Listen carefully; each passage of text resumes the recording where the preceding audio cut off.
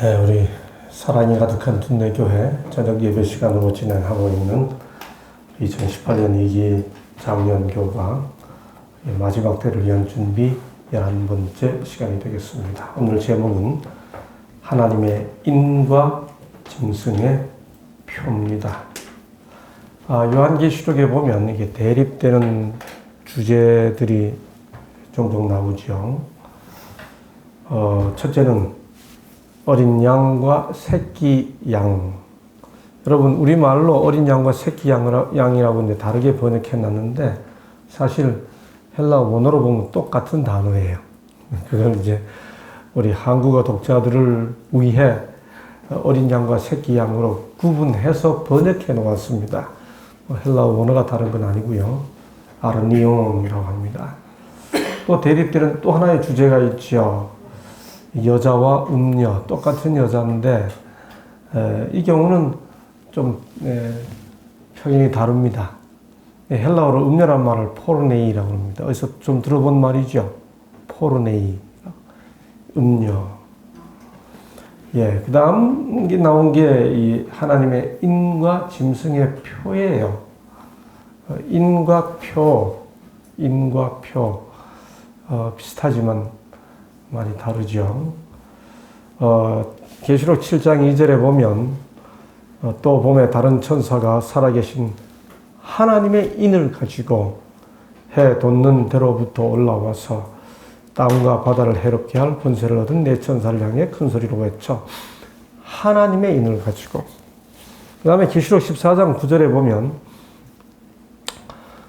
셋째 천사가 말하죠. 그 뒤를 따라 큰 음성으로 가로되 만일 누구든지 짐승과 그의 우상에게 경배하고 이마에나 손에 표를 받으면 됐습니다. 그렇죠? 그래서 인과 표가 언급되고 있죠. 자, 그러므로 오늘 이번 주 주제는 11과는 인과 표를 한번 살펴보는 시간입니다. 자, 우선 하나님의 백성임을 증명하는 인이 뭐가 있는가? 이게 이제 일요일 소재입니다. 구약에는 우리가 너무도 익숙히 잘 아는 대로 하나님의 백성이라고 하는 그 표로, 증표로 할례를 요구했었죠. 하나님께 여호와께서 그 사람의 몸에 어떤 표식을 통해 할례 받도록 함으로 당신의 언약 관계를 이렇게 맺는 것을 말씀하셨는데, 이미 구약에서부터 그 할례를 단지 몸에 어떤 표식을 내는 것으로 끝나지 않고 이미 신명기에서 뭐라고 말하나요? 내 마음과 내 자손의 마음에 할례를 베푸사. 그래서 그 몸의 표식으로 나타나는 할례가 모든 의미를 다 충족하는 게 아니고 그것은 결국 심령 속에서 이루어져야 한다고 하는 사실을 신명기에서부터 이미 이야기하죠. 예레미야에 보면 예레미야서에는 이 할례에 대한 이야기가 여러 번 언급되는데 거기 아예 이렇게 표현하죠. 예레미야 4장 4절 너희는 스스로 할례를 행하여 너희 마음 가죽을 베고 이렇게 이야기합니다. 나 여호와께 속하라. 예레미야 9장 26절 열방은 여기 아주 기가 막힌 말씀 나와요.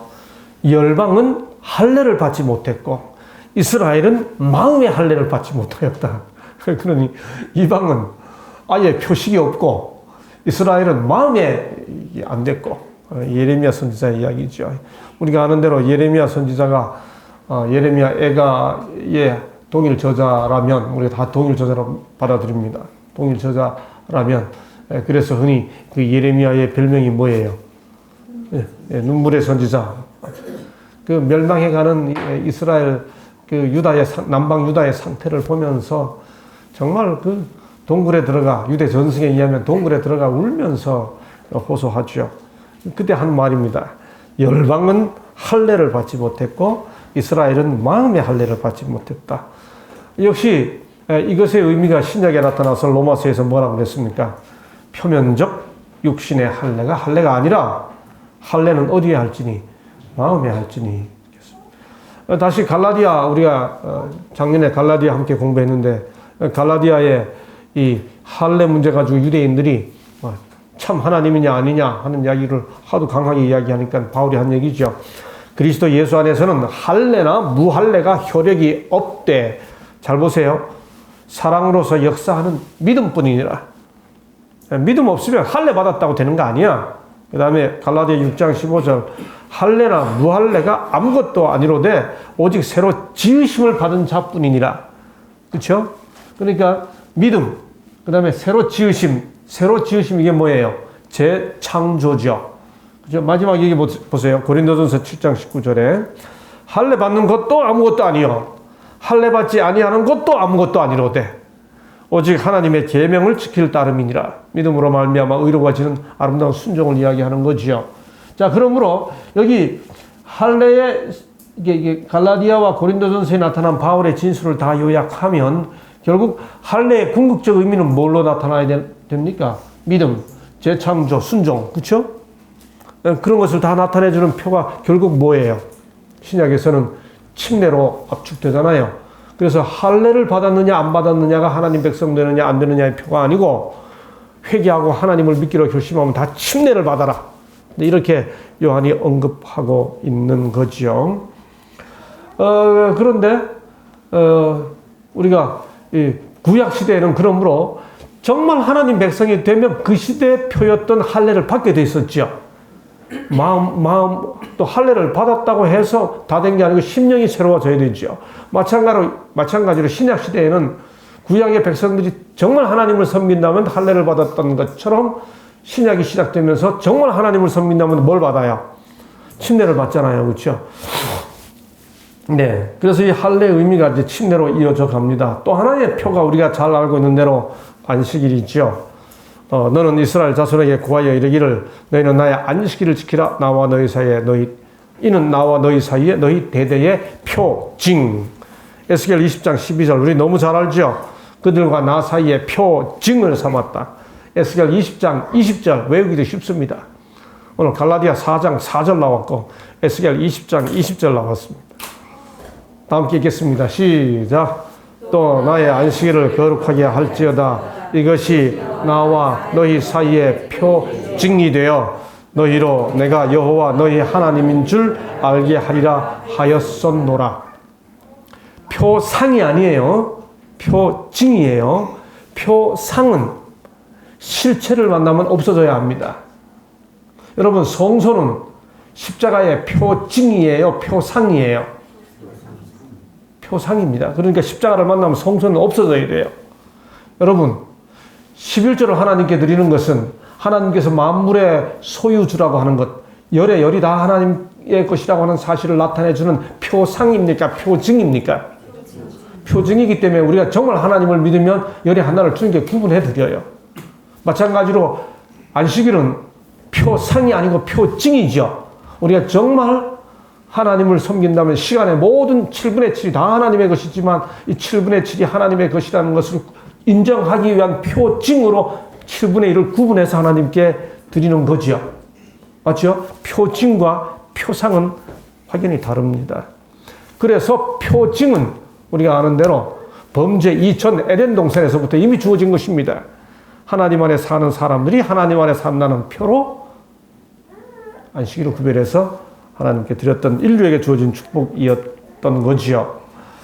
그래서 아까 이야기한 대로 살펴본 대로 할례의 신약적 의미인 침례는 결국 그리스도의 죽음과 부활에 연합하여 우리가 믿음으로 재창조받는다는 것을 상징하는 것이고, 안식일은 하나님이 우리의 창조주이시고 우리는 그분의 피조물이고 또 자녀임을 나타내주는 표가 표징이 된 거지요. 결국 침례와 안식일은 모두 다 뭐예요? 하나님과 우리의 뭘 나타내줘요? 관계를 나타내주는 표가 됩니다. 지금 보면 3권 16쪽에 그래서 안식일은 하나님과 그 백성 사이에 존재하는 관계의 표징, 곧 그들이 하나님의 율법을 공경하는 표이다. 그것은 하나님께 충성된 이들과 범법자들을 구별한다. 이렇게 말하고 있습니다. 자, 그러면 이제 마지막 이슈, 마지막 시대의 이슈인 하나님과 인과 대립되는 개념인 짐승의 표를 한번 살펴보도록 하겠습니다. 요한계시록에서 말하는 짐승의 표를 이해하기 위해 요한계시록에 언급되어 있는 짐승에게라는 말을 한번 찾아보았습니다. 자, 제목이, 월요일 소재 제목이 짐승과 거짓 예배니까, 예, 짐승에게 경배하는 것이 거짓 예배니까 그 짐승에게 경배하라는 구절을 다 찾아봤습니다. 제가 우선 요한계시록 13장 4절입니다. 용이 짐승에게 권세를 주므로, 그 다음 뭐라 그랬어요? 용에게 경배하며 짐승에게 경배하여 가로되, 결국 마지막 요한계시록이 말하고 있는 마지막 시대의, 마지막 때의 쟁점이 용을 경배하냐 짐승을 경배하냐 하는 문제입니다. 다시 계시록 13장 8절, 죽임을 당한 어린 양의 생명책에 창세 이후로 농명되지 못하고 이 땅에 사는 자들은 다 짐승에게 뭐해요? 경배합니다. 다시 계시록 13장 12절, 저가 먼저 나온 짐승의 모든 권세를 그 앞에서 행하고 땅과 땅에 관한 자들로 처음 짐승에게 뭐하게 하니? 짐승에게 경배. 다시 계시록 13장 15절, 짐승의 우상에게 경배. 맞죠? 다시 계시록 14장 9절, 짐승과 그의 우상에게 경배. 계시록 14장 11절, 짐승과 그의 우상에게 경배. 그 다음 계시록 16장 2절, 짐승의 표를 받은 사람들과 그 우상에게 경배하는 자들에게 뭐가 나타나요? 악하고 독한 헌내가 나타납니다. 이렇게 짐승과 그의 우상에게 경배 보시는 대로 13장, 14장, 16장 계속해서 짐승을 경배하고 용에게 경배하고 짐승의 우상에게 경배한다는 그 이야기 사이에 14장 세 천사의 기별 중에 누굴 경배하란 말 나와요? 하늘과 땅과 바다와 물들의 근원을 만드신 이를 너하라. 그러니까 요한계시록 12장, 13장, 14장에 이어지는 소위 대쟁투 역사를 집중적으로 다루고 있는 그 본문의 최대 이슈는 결국 짐승을 경배하느냐, 창조주를 경배하느냐 하는 경배의 이슈인 것을 알 수 있죠. 본문 자체가 그것을 반복해서 강조해주고 있는 겁니다. 결국 짐승과 거짓 예배입니다. 그런데 여기 마지막 16장 2절에 보는 것처럼 짐승에게 경배, 짐승에게 경배, 짐승에게 경배, 짐승과 그 우상에게 경배, 용에게 경배 이렇게 하다가 16장 2절에서 첫째가 가서 그 대접을 땅에 쏟음에 악하고 독한 헌내가 짐승의 표를 받은 사람들과, 이 16장 2절에서 짐승의 표와 그 우상에게 경배하는 자들 이렇게 했죠. 그러니까 결국 16장 2절의 이 구절을 보면 짐승의 표를 받은 사람들은 곧 누구예요? 네? 짐승의 표를 받은 사람들과 그 다음 그 우상에게 뭐 하는 자? 경배하는 자. 그러니 짐승의 표는 뭐하고 연관되어 있는 거예요? 경배와 연관되어 있는 겁니다. 짐승과 경배. 짐승을 경배하고 용을 경배하고 우상을 경배하면 그 경배의 결과가 결국 뭐하고 연결되는 거예요? 표와 연결되는 겁니다. 짐승의 표. 그러니까 짐승의 표는 결국 마지막 시대에 누구를 경배하느냐? 그 누가 누구예요? 온 세상이 다 따르는 엄청난 세력이 될 것이다. 그걸 계시록이 계속 말하고 있는 거지요.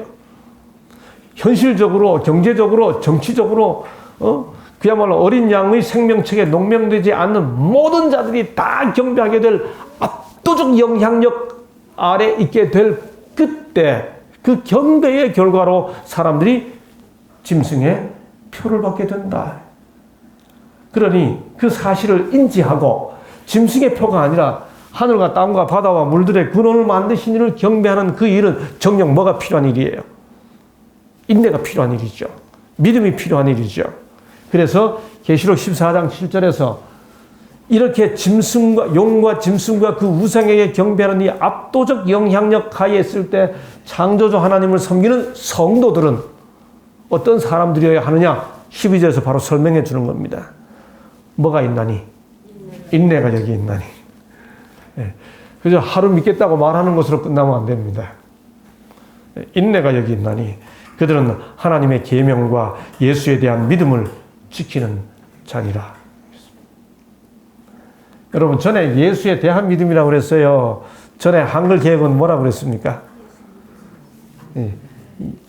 하나님의 계명과 뭘? 예수의 대안이 아니고 예수 믿음 이렇게 되어 있었죠. 그 왜 예수 믿음이라 했을까? 사실 그 예수 믿음이란 표현이 굉장히 깊은 신학적 논란을 피해간 번역입니다. 근데 이 개정개혁은 그걸 예수에 대한 믿음 이렇게 아주 뚜렷하게 밝혀놨습니다. 그 예수 믿음이 예수가 가진 믿음이냐, 예수를 믿는 믿음이냐, 그 두 가지 논란이 있어요. 근데 이 개정개혁은 예수를 믿는 믿음이라고 뚜렷이 밝혀놓은 겁니다. 여하튼 이 믿음을 지키는 일은 뭐가 필요해요? 뭐가 필요해요? 예, 하루 고백하는 것으로 끝나는 게 아니라 정말 인내를 가지고 마지막 성도들의 아름다운 덕목으로 제시되어 있습니다. 대쟁투의 쟁점에서 모든 그리스도 교계는 하나님의 계명과 예수 믿음을 지키는 자들과 짐승과 그 우상에게 경배하고 그 표를 받은 자들로 크게 나누어질 것이다. 비록 교회와 국가가 그들의 힘을 연합하여 작은 자나 큰 자나 부자나 빈궁한 자나 자유한 자나 종들로 짐승의 표를 받게 하고자 강요할지라도 하나님의 백성들은 그것을 받지 않을 것이다. 믿음으로, 인내로 하나님의 계명과 예수 믿음을 뭐하기 때문에? 지키기 때문이죠. 자, 여기 보면 계시록 7장 3절에서 하나님의 백성들을 지키기 위해 하나님의 종들의 이마에 뭐하기까지? 인치기까지. 이 천사가 계시록 7장에서 보면 어디에서 올라와요? 네? 모르세요? 이 인치는 천사가 어디에서 올라옵니까? 계시록 7장으로 돌아가죠. 아니, 한국 사람들이 이거 모르시면 안 돼요. 요한계시록 7장.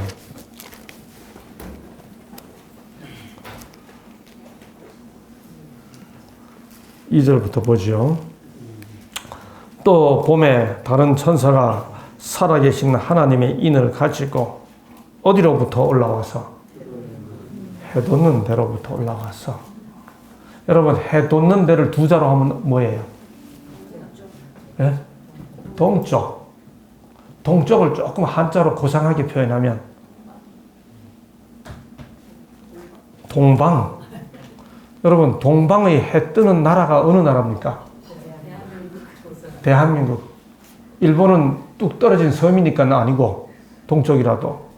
중국은 저 위쪽이니까 아니고. 예. 그러니까 대한민국에서 인치는 천사가 나오는 거죠. 왜 대답 안 하세요? 여러분, 예. 한국에서 등장한 소위 신흥종교. 여기까지 어떤 분이 듣고, 김상래 목사가 해돋는 데가 한국이라 했다. 여기까지 딱 들으면 이제 그렇게 되겠죠. 한국에서 일어난 거의 모든 신흥 종교 지도자들이 이 계시록 7장 2절에 해돋는 데를 한국이라 그러죠. 그리고 어떤 분은 뭐 저 경주 토암산을 주목하라고 하고 어떤 분은 여기서 가까운 저 원주 치악산, 그래서 한자 풀이까지 하죠. 사람 인자에다 매산자, 사람이 산에 살아야 신선 선자가 된다. 이렇게 하면서 설명 재밌게 하지요. 여러분, 해돋는 데가 한국이라는 말이 성경에 있으면 말이 되죠. 그렇죠? 그러면 동방 박사들은 다 어느 나라 사람들이 돼요? 한국 사람들이 됩니다. 예, 해돋는 데서부터. 여하튼 오늘은 그거 공부하는 시간이 아니니까. 자, 그 천사들이 나와서 뭐라고 이야기해요? 하나님의 종들의 이마에 인치기까지 라고 말합니다. 인치기까지. 이 말은 무슨 뜻입니까?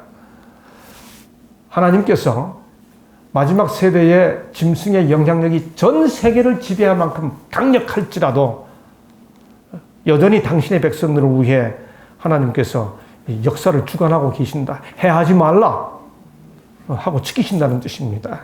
그렇죠? 종들이 어디에? 이마에. 뭐 하기까지? 인이 뭐예요? 뭔가 도장 찍는 거죠. 소유권을 나타내 주는 거죠. 하나님께서 당신의 종들에 대한 이 사람은 내 거야 하고 확인하기 위해 이마에 인을 친다는 겁니다. 그러면 인이 뭔지를 알아야 되는 거죠. 여러분, 인이 뭐예요? 하나님의 인이 과연 무엇이며 그것은 언제 어떻게 부여됩니까? 네. 그래서 내가 하나님의 인받은 백성인지 여부를 무엇으로 확인하는가 하는 거죠. 여러분, 성경에 보면 하나님의 인이 어떻게 확인되는지를 바울은 여러 군데서 확인해 줍니다. 먼저 고린도후서 1장 21절 22절 우리를 너희와 함께 그리스도 안에서 견고케 하시고 우리에게 기름을 부으신 이는 하나님이시니 저가 또한 우리에게 뭐 하시고 인치시고 인쳤다는 보증으로 무엇? 성령을 우리 어디에? 마음에 주셨느니라. 여러분, 그러니까 인쳤다는 보증이 뭐예요? 어디에? 그러니까 이마가 어디예요? 예, 뭐 그대로 연결되죠. 그 다음에 에베소 1장 13절 그 안에서 너희도 진리의 말씀 곧 너희 구원의 복음을 듣고 그 안에서 또한 믿어 약속의 성령으로 뭘 받았으니? 인치심을 받았으니. 그렇습니다. 그렇죠?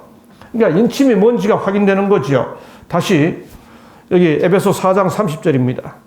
하나님의 성령을 근심하게 하지 말라. 그 안에서 너희가 구속의 날까지 뭘 받았느니라? 인치심을 받았느니라. 결국 마음에 인쳤다. 마음에 인치시고 성령을 보증으로 주셨다. 결국 이게 무슨 말이에요? 완전한 구원과 하나님께서 우리를 완전히 구원했다는 그 보증과 또 미래에 구원받는다는 그 유업을 보증하기 위한 일종의 이 보증이란 말이 예치금 또는 계약금 뭐 이런 의미가 있어요. 그러니까 그 보증으로 우리 마음에 성령을 주셨다 이렇게 말합니다. 여러분, 그런데 여기 보세요. 요한계시록 7장에 우리가 너무도 잘 알고 있는 것처럼 성령을 우리 마음에 주셨다고 그랬는데 요한계시록 7장에서는 같은 인이라는 단어를 쓰면서 어디에? 이마에 인쳤다 이렇게 말합니다. 그런데 그 이마에 인친 자들이 계시록 7장에 보니까 그 유명한 얼마예요? 14만 4천이에요. 여러분, 하나님의 인으로서의 성령과 마음에 보증으로 주시는 성령과 계시록에서 말하는 7장의 계시록 7장에 나타나는 이마의 인과 그 상관관계를 이해해야 합니다. 여기 보니까 이마에 인쳤잖아요. 근데 인침을 받은 자가 얼마예요? 14만 4천이에요. 요즘에도 한국에 어떤 분들이 실제로 14만 4천 채우면 된다고 막 가정을 힘들게 하는 분들이 있죠. 네.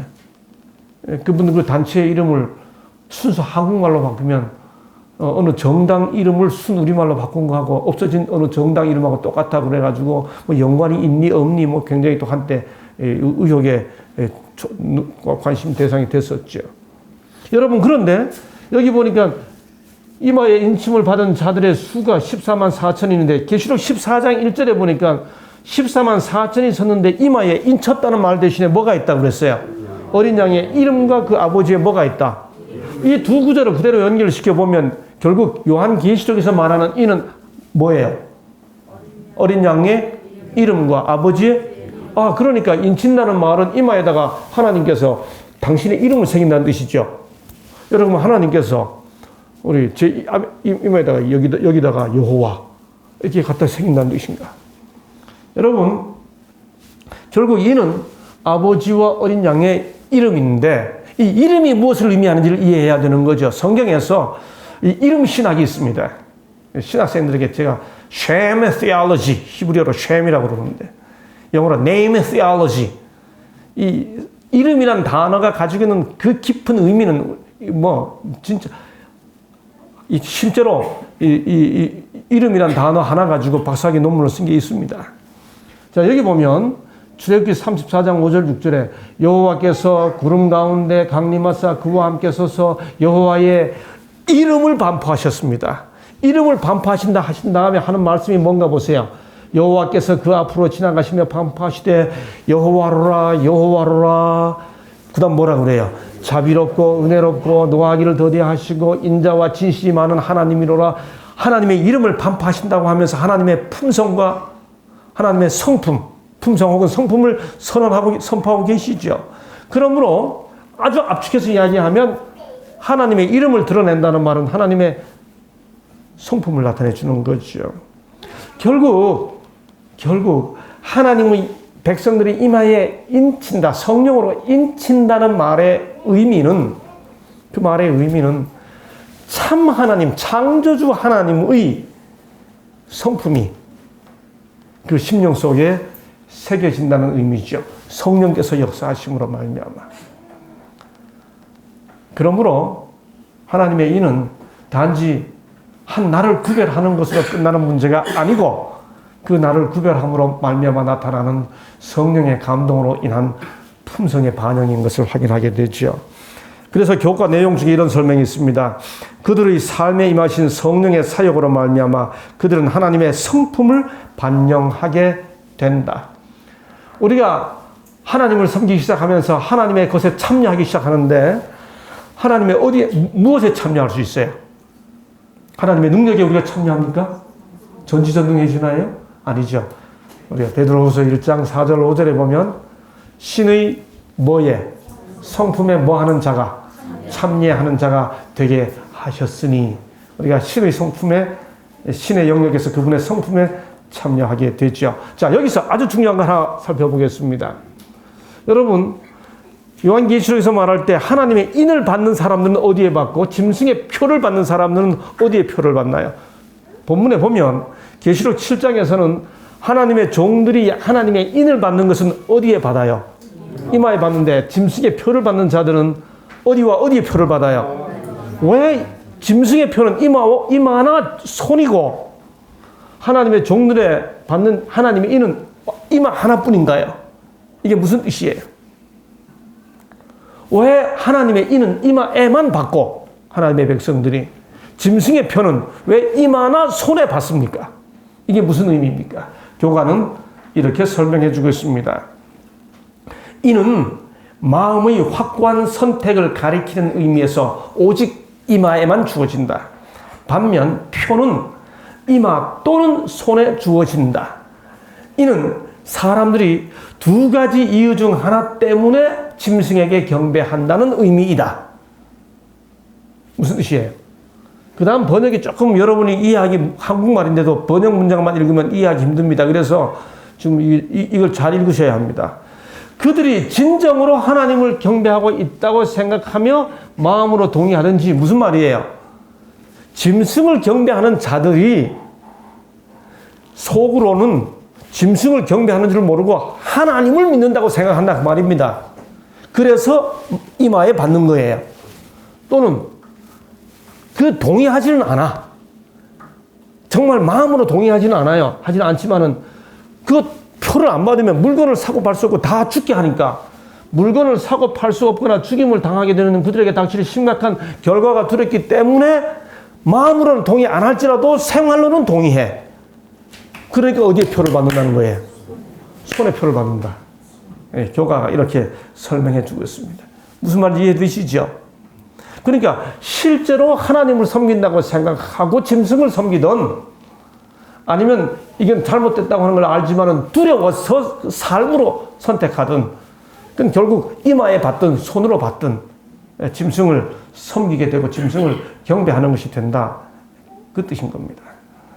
세상과 연합하는 자들은 세상의 모습을 본받고 짐승의 표를 받기 위해 준비하고 있다. 그러나 자아를 신뢰하지 않는 자들, 하나님 앞에 자신을 낮추고 진리를 순종함으로써 자신의 영혼을 정결하게 하고 있는 자들은 하늘의 모습을 본받고 그들의 이마에 하나님의 인을 받기 위해 준비하고 있다. 법령이 내리고 인이 쳐질 때 그들의 품성은 영혼을 위하여 순결하고 흠없이 남아 있을 것이다. 여러분, 이는 뭘로 나타난다고요? 뭘로 나타난다고요? 근데 여러분, 우리 주위에 저도 교회 나올 때부터 들은 이야기가 하늘에 가지고 갈 것은 뭐밖에 없다. 변화된 품성밖에 없다 하는 이야기 나올 때부터 들었는데 참 아이러니하게도요. 품성 변화를 입에 달고 있는 사람들만큼 참 같이 살기 힘든, 참 어려운 분들 많아요. 왜 그렇게 같이 살기가, 더불어 살아가기가 힘듭니까? 품성 변화는 어디에서 확인돼요? 관계에서 확인되죠. 사람에 대한 배려죠. 우리 주님의 여러분 하늘을 쪼개는 진리를 말하고 자기는 정말 믿음대로 산다고 하는데 보면 말 안 해도 우리가 다 느껴요. 성령이 감동하여 부드럽게 역사하는 그리스도의 품성이 반사되는 것인지 아니면 하나의 이데올로기처럼 그렇게 심판하려고 하는 것인지는 우리가 다 느끼지 않습니까? 안식일을 통해 참 하나님을 경배하기도 선택하는 자들의 삶 속에서 정말 그리스도의 아름다운 모습이 반사되었으면 좋겠습니다. 우리 모두가 짐승의 표입니다. 안식일 계명은 직접적으로 하나님을 하늘과 땅과 바다와 그 가운데 모든 것을 만들고 일곱째 날에 쉬신 분으로 제시하는 유일한 계명이다. 맞죠? 이게 너무 쉽죠? 여러분 그렇다면 이제 우리가 확인해야 할 내용이 있습니다. 여기 교과책에 아예 직접적으로 묻거든 질문을 제가 그대로 읽어드립니다. 일요일에 하나님을 경배하는 그리스도인들이 이미 짐승의 표를 받았다는 뜻인가? 교과책이 아예 그대로 묻는 질문을 제가 글자 하나 안 고치고 그대로 옮겨놨습니다. 다시 교과책이 이렇게 설명합니다. 아니다.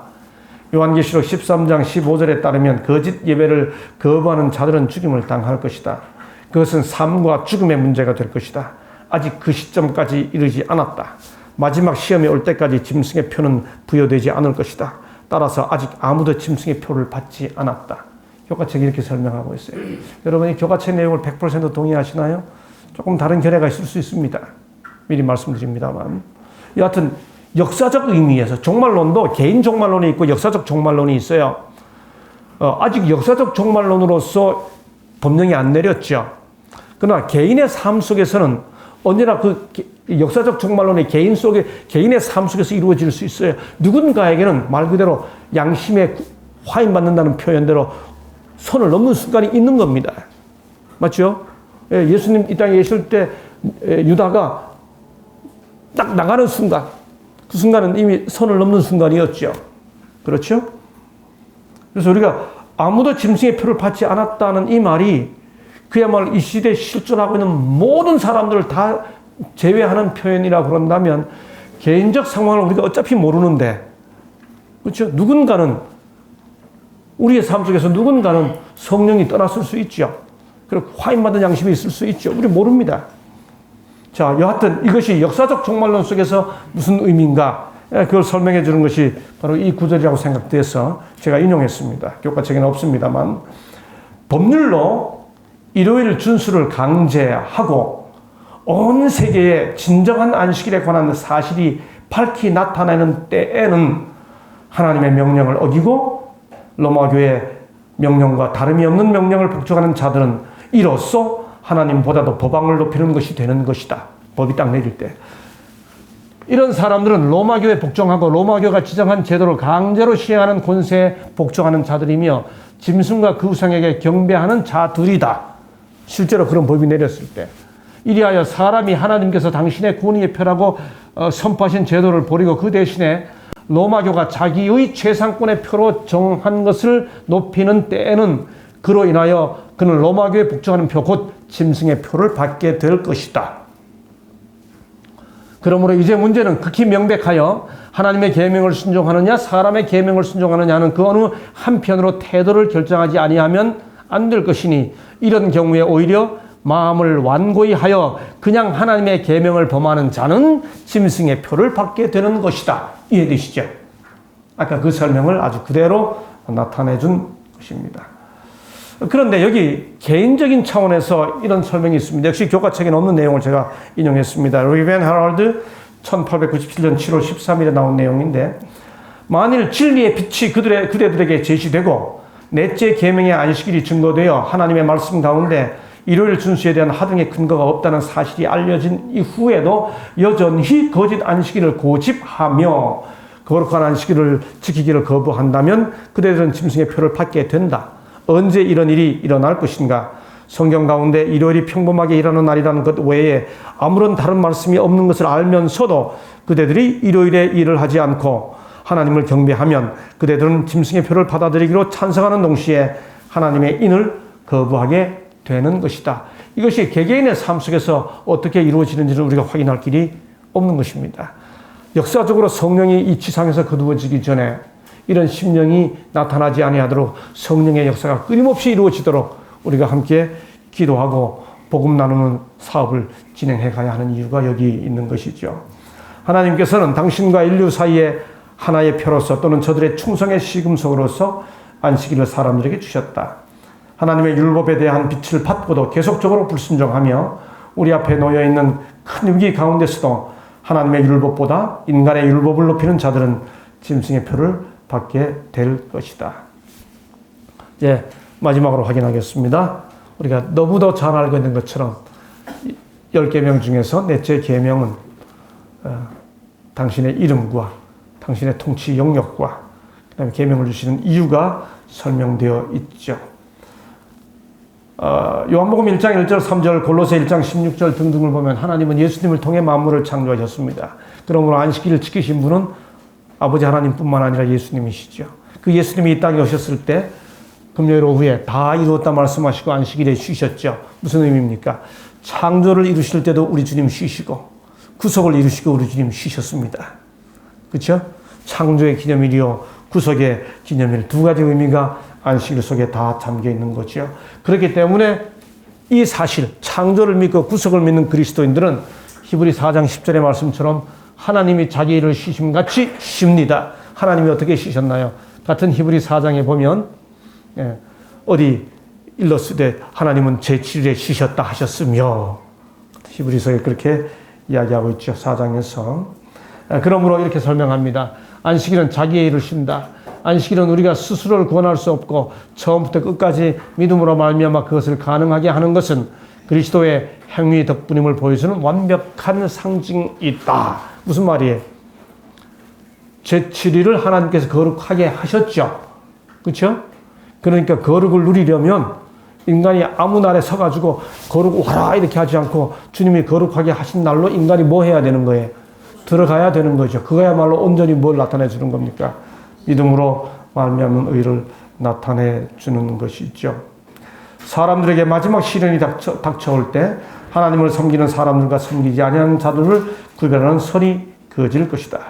그것이 바로 넷째 계명이고 그 넷째 계명이 국가의 법률과 일치되도록 거짓 안식일을 지키는 것은 하나님과 반대되는 세력에 충성하는 표가 될 것이다. 자, 마지막으로 결국 하나님의 인이란 뭐냐? 함께 읽으시겠습니다. 시작.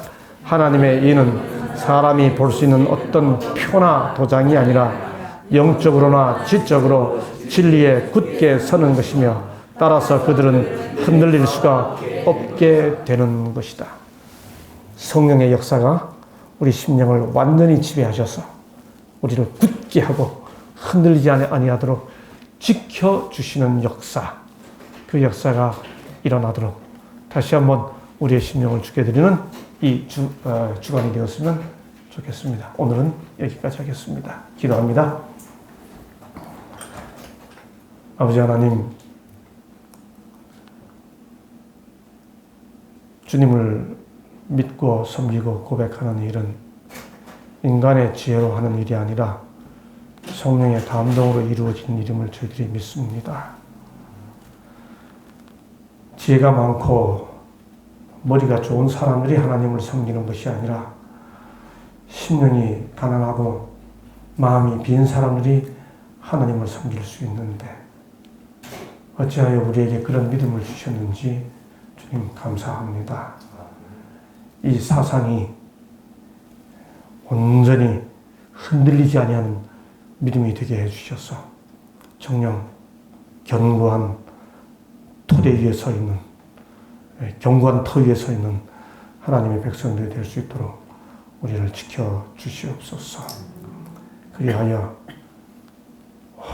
온 세상이 다 한 곳으로 휩쓸릴 듯이 그렇게 다수가 한쪽으로 흔들리는 그런 때가 혹 우리가 살아있는 시대에 온다 할지라도 여전히 하나님을 사랑하고 하나님 편에 굳게 서는 우리가 되도록 오늘 여기서 정말 그리스도의 품성을 나타내주며 살아가는 우리가 되도록 감동해 주시옵소서. 감사하며 예수님 이름으로 기도하옵나이다. 아멘.